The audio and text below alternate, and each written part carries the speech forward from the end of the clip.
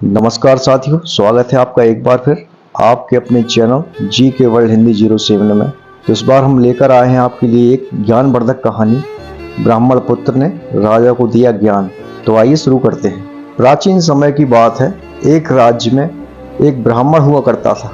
वह घर घर जाकर पूजा पाठ कर अपना जीवन यापन करता था।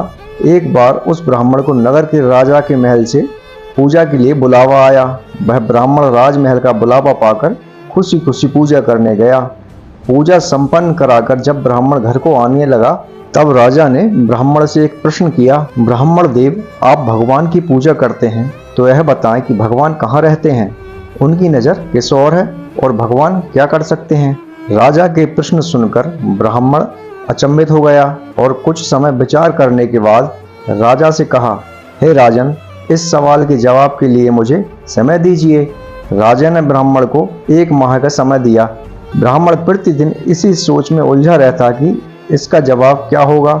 ऐसा करते करते समय बीतता गया और कुछ ही दिन शेष रह गए। समय बीतने के साथ ब्राह्मण की चिंता भी बढ़ने लगी और जवाब नहीं मिलने के कारण ब्राह्मण उदास रहने लगा।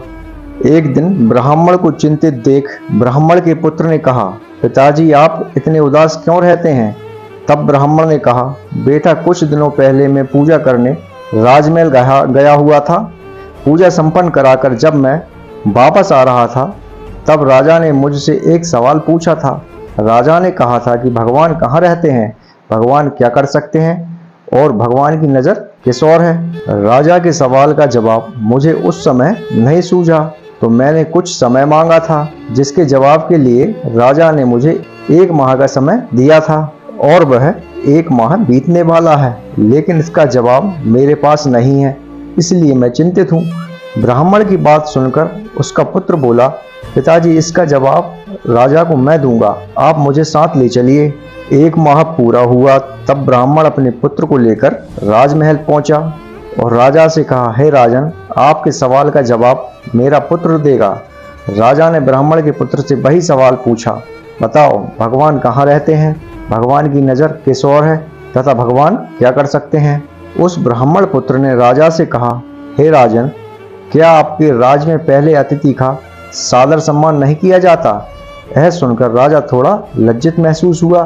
पहले उस बालक को आदर सत्कार के साथ स्थान दिया और फिर पीने हेतु सेवक दूध का गिलास लाया। वह बालक दूध के गिलास को पकड़कर दूध में उंगली डालकर घुमाकर बार बार दूध को बाहर निकालकर देखने लगा। यह देखकर राजा ने पूछा, ये क्या कर रहे हो। बालक ने कहा, सुना है दूध में मक्खन होता है, मैं वही देख रहा हूँ कि दूध में मक्खन कहाँ है। आपके राज्य के दूध में तो मक्खन ही गायब है। राजा ने कहा, दूध में मक्खन होता है, परंतु वह ऐसे दिखाई नहीं देता। जब दूध को जमा कर दही बनाया जाता है और फिर वही दही को मथा जाता है, तब जाकर मक्खन प्राप्त होता है। ब्राह्मण पुत्र ने कहा, महाराज, यह आपके पहले सवाल का जवाब है।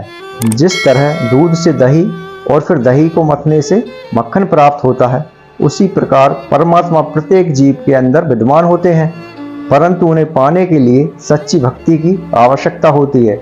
मन से ध्यान पूर्वक भक्ति करने पर आत्मा में छुपे हुए परमात्मा का आवास होता है। राजा ब्राह्मण पुत्र के जवाब से खुश हुआ और कहा, अब मेरे दूसरे सवाल का जवाब दो, भगवान किस ओर देखते हैं। उस बालक ने कहा, राजन, इसका जवाब मैं दूंगा, परंतु मुझे इसके लिए एक मोमबत्ती की आवश्यकता है। राजा ने तुरंत मोमबत्ती मंगाई और उस बालक को दिया। उस बालक ने मोमबत्ती को जलाकर कहा, राजन, आप बताएं, इस मोमबत्ती की रोशनी किस ओर है। राजा ने कहा, इसकी रोशनी चारों दिशाओं में है। उस बालक ने कहा, हे राजन, यही आपके दूसरे सवाल का जवाब है, क्योंकि परमात्मा सर्वदृष्टा है और उनकी नज़र सभी प्राणियों के कर्मों की ओर परस्पर रहती है। राजा उस बालक के जवाब सुनकर अत्यधिक प्रसन्न हो गया। राजा ने कहा, अब मेरा अंतिम सवाल का जवाब दो, भगवान क्या कर सकते हैं। बालक ने कहा, हे राजन, मैं इस सवाल का जवाब अवश्य दूंगा, परंतु इसके लिए मुझे आपकी जगह पर और आपको मेरी जगह पर आना होगा। राजा को तो उत्तर जानने की उत्सुकता थी, अतः राजा ने अपनी सहमति दे दी। वह बालक राजा के सिंहासन पर जा बैठा और कहा, राजन, आपके अंतिम सवाल का जवाब यह है। आपने कहा था कि भगवान क्या कर सकते हैं। तो भगवान यह कर सकते हैं कि मुझ जैसे रंक को राज सिंहासन पर बैठा सकते हैं और आप जैसे राजा को मुझ जैसे सवाली के स्थान पर खड़ा कर सकते हैं। यही हुआ आपके अंतिम सवाल का जवाब। राजा उस ब्राह्मण पुत्र के जवाब से अत्यधिक प्रसन्न हुए और उसे अपना सलाहकार बना लिया। भगवान हर एक जीव के हृदय में निवास करते हैं। परमात्मा के साथ प्रेम करेंगे तो वह आपको सही मार्ग दिखाएंगे। इसलिए हर जीव को पूजा पाठ भजन कीर्तन करना चाहिए, जिससे आप अपने अंदर की उस शक्ति से जुड़ सकें जो आपके भीतर ही मौजूद है, लेकिन आप उसे पहचान नहीं पा रहे हैं। आपको यह कहानी कैसी लगी हमें कमेंट्स में ज़रूर बताएं और हमारे चैनल को लाइक सब्सक्राइब शेयर ज़रूर करें और बेल आइकॉन को भी दबाएं, जिससे हमारे आने वाले वीडियो की नोटिफिकेशन आपको मिलते रहें। मिलते हैं अगले वीडियो में, जब तक के लिए जय श्री राम।